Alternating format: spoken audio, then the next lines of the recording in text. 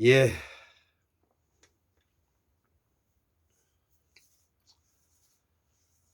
오늘은 2021년 9월 5일 음력으로 7월 29일. 제가 오늘 아침에 손님을 한 명 제가 골장 제압을 하고 제가 12시 좀 넘어서 아버지와 함께 또 바깥 나들이, 나들이라는 것은 어원적으로 바깥으로 소풍 간다는 뜻이 함축되어 있는 것입니다. 자, 그렇기 때문에 이제 우리의 학문은 어원을 바탕으로 해서 우리말의 뿌리가 세계 언어의 그 역할을 했다. 우리의 말이 세계 언어에 기여했다. 우리의 말을 통해서 세계 말과 글을 이해할 수 있다는 것을 전제로 했어요. 앞으로 학문을 해 주셨으면 좋겠습니다. 자, 이거는 이제 우리 그 수원교 박미호 선생님께서 예전에 저에게 주셨던 그 PPT인데요. 자, 여기에 이제 그림으로 되어 있는데 그림이 안 보이니까 제가 말로 하겠습니다. 그래서 천축한의 시대의 형질 인류학이라 이렇게 제목을 붙였고요. 140강입니다. 토바 화산은 약 지금부터 7만 2천 년 전이라는데 7만 2천 년도 되어 있지만 7만 4천 년이 요즘은 대세인 것 같습니다. 그래서 7만 2천이든 7만 4천이든 그건 큰 중요한 것이 아니고요. 그리고 우리 삼위천국 시대는 6만 3,182년이라는 것이죠. 10만 년 동안 마지막 빙하의 해수면의 변화를 이제 그림으로 나타내는데, 해수면 최하점이 가장 추웠던 전차로 해빙이 시작된 것이 약 2만 5천 년 전이라는 것이죠. 이건 아주 중요한 이야기입니다. 우리가 2만 5천 년 전에. 그래서 제가 천주환인 시대를 제가 2만 5천 년 잡았던 것은 바로 제가 이러한 그 마지막 10만 년 빙하기 중에서 가장 혹독하고 추웠던 시기를 중심으로 해서 시베리아 남부와 바이칼에 있는 말타 브레인들이 전 세계로 퍼져나갔다는 것이죠. 그래서 그 시기를 우리가 천축한인 시대라 말하고요. 이걸 북방 Y형 염색체 유전자의 변화의 과정이다, 이렇게 이해할 수가 있는 것입니다. 자, 그래서 호주의 모네시 대학교에서 그 연구한 것인데, 최후 빙하기 10만 년 동안에 지금보다도 5도에서 10도 이하의 기온 유지, 해수면은 약 1만 2천 년 주기로 변화하고, 이 시기는 대체적으로 추웠지만 적도 부근은 아주 살기 좋은 환경이었다는 것을.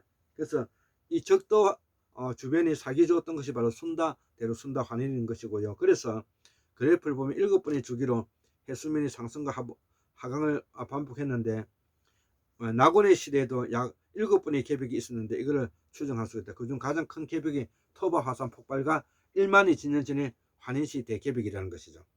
이것이 호주 모네시 대학교에서 만든 것인데, 우리 박민우 선생 수원계, 박민우 선생이 삼위천국 그림 난 이를 천축한이라 부른다는 것이죠. 그래서 우리 토속을 우리는 하늘라 한다. 수수만 년 된 토속을 우리는 한이라 하고, 한은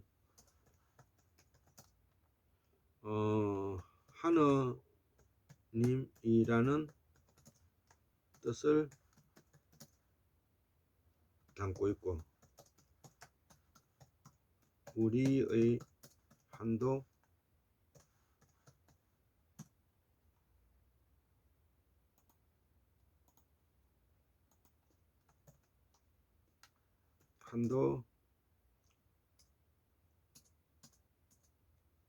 이 말을 담고 있다.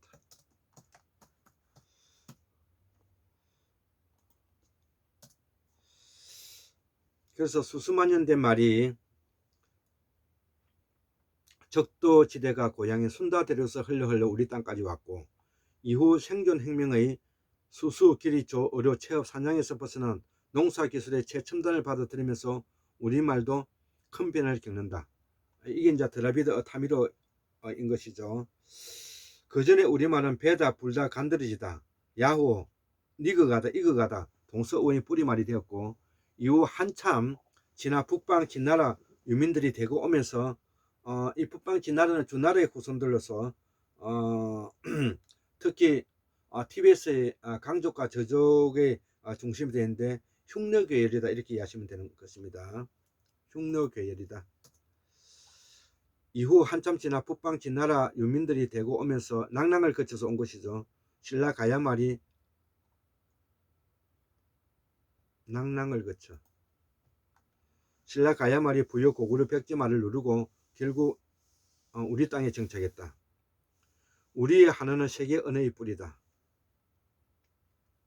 이러한 자부심으로 공부하고 고고학을 중심으로 세계 문화사를 이해하면 밥을 먹지 않아도 배가 고프지 않다. 구석기, 신석기, 청동기, 철기시대, 역사시대를 거쳐 문명을 중심으로 세계화를 보면 인간의 이동이 보이고 인간의 이동이 보이면 문화의 깊이를 알게 된다. 나는 공부해서 마지막을 보탠다. 낭랑을 거쳐 대거 이동해 왔다는 것이죠. 그래서 이 형질 인류학, 영장류의 머리뼈, 인간, 침팬지, 오랑우탄, 마카커, 형질 인류학 혹은 자연 인류학으로 하는데 이 학문은 인간의 행동 및 생물학적 양상, 인간과 관련된 영장류, 그리고 멸종한 인류의 조상들에 대한 연구를 한다. 인류학의 하위 분과로서 계통학적 인류 연구에 대한 생물학적 개념을 보여주는 역할을 담당하고 있고, 분과로서는 형질 인류학은 몇 가지 하위 분과를 가지고 있다. 고인류학에서는 인류 진화의 증거가 되는 화석들을 연구한다. 고인류학에서는 멸종한 인류와 다른 영장류들에 대한 연구를 통해 인류 진화의 환경적 배경을 탐구한다. 영장류학에서는 영장류의 행동 양상, 형태 그리고 유전자에 대해서 연구한다.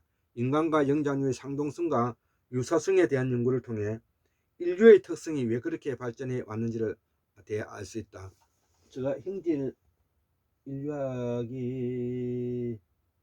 여기 체질 인류학, 형질 인류학은 저쪽에 있는 것 같네. 그래서 환경 생태학에서는 진화학적, 환경학적 관점에서 수렵 채집, 재생산, 개체 발생 등과 같은 행태적 양상에 대해 연구한다. 인간 생물학은 생물학과 형질 인류학, 영양학과 의학이 합쳐진 영역이며 전지구적 관점에서 건강, 진화, 해부학, 생리학, 적응, 집단 유전에 대해 탐구한다. 생고고학에서는 고고학적 자료를 통해 인류 문화의 종적을 탐구한다.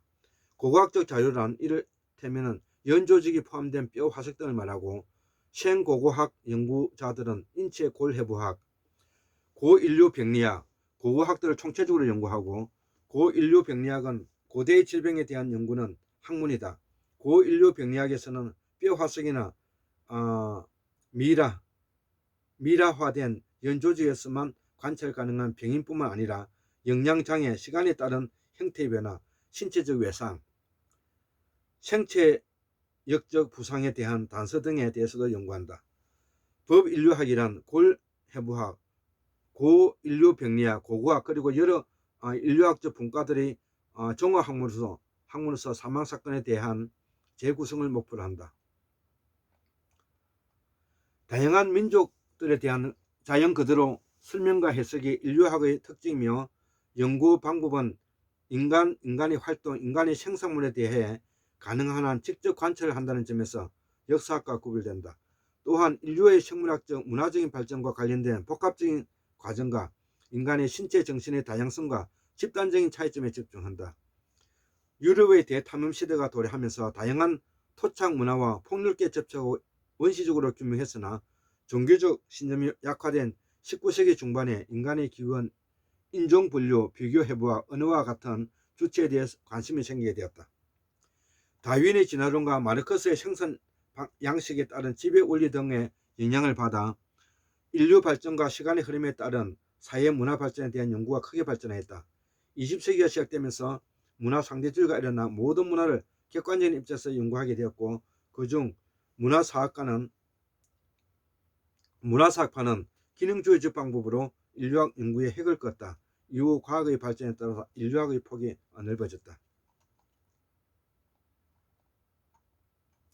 세 번째로 보통 현결인류학과 문화인류학으로 분류되는데 다양한 민족들에 관한 자연 그들의 설명과 해석이 인류학의 특징이지만 그 주제나 연구 방법이 고유한 것은 아니다. 인류학은 일반적으로 알려져 있듯이 역사와는 다르다. 이는 인류학이 민족, 제도, 종교 또는 관습에 대한 역사적인 연구를 배제하고 있기 때문이다. 문서 자료를 통한 설명보다는 인간의 활동, 인간의 생산물에 대해 가능한 한 직접 관찰을 한다는 점에서 고려된다 이거죠.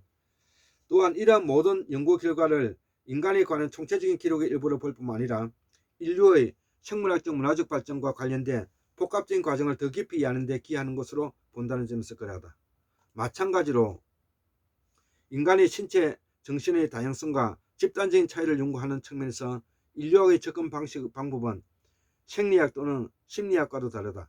인류학자들은 인류의 전 역사에서 시간과 공간의 측면에서 특정 집단과 활동이 갖는 고유한 특성을 연구하고 해석하려 한다. 현대 인류학은 대륙 발견 시기에 시작되었다. 탐험의 역사, 이 시기에 기술적으로 발전되어 유럽 문화, 다양한 토착 문화와 폭넓게 접촉하게 되는데 유럽인들은 이 문화를 일컬어 야만 또는 원시 문화로 규정했다. 19세기 중반에 학문에 대한 종합적인 통제가 약화됨에 따라서 인간의 기원, 인종의 분류, 비교 해부와 언어와 같은 주제에 새로운 관심이 생기게 되었는데 1859년에 찰스 다윈이 종의 기원 출판을 통해서 공식적으로 진화 개념을 언급함에 따라 인류 발전과 시간의 흐름에 따라 사회 문화 발전에 대한 연구가 크게 활성화되었다는 것이죠.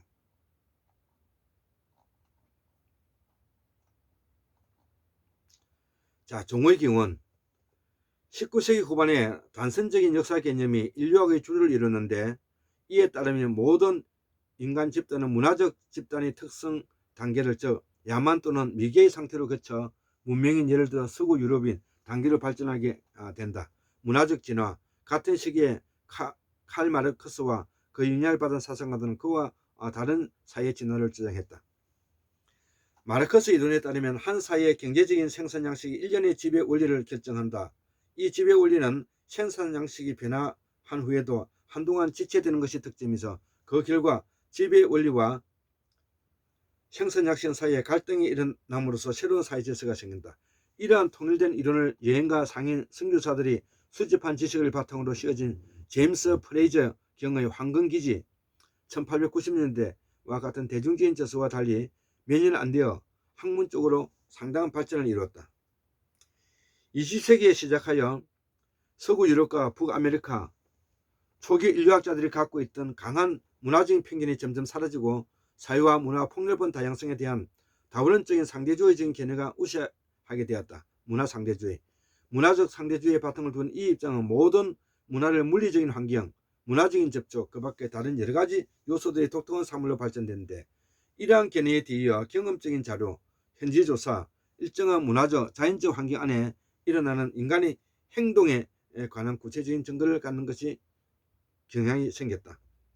이러한 접근 방법을 행한 가장 중요한 본보기가 된 사람은 문화사 학파의 시조로 알려진 독일 태생 미국의 인류학자 프란츠 보아스이다.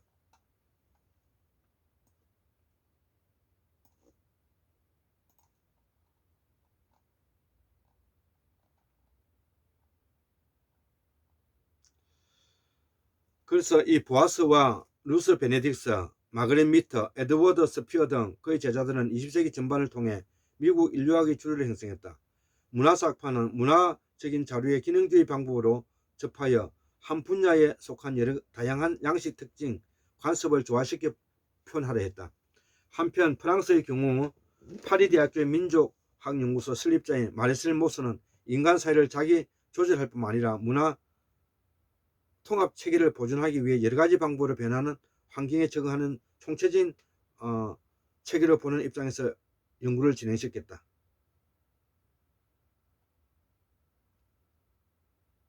나도 한국사를 문화사적인 접근을 중심으로 했다.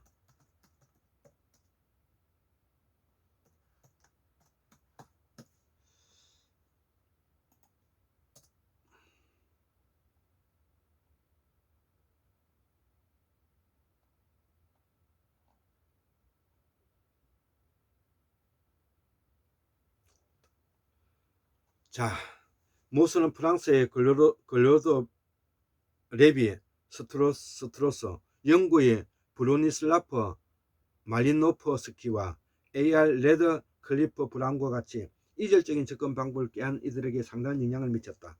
말라노프스키는 계속 엄격한 기능주의적인 접근 방법을 추구했으며 레드 클리프 브라운과 레비 스트로스는 구조주의 원리를 발전시켰다.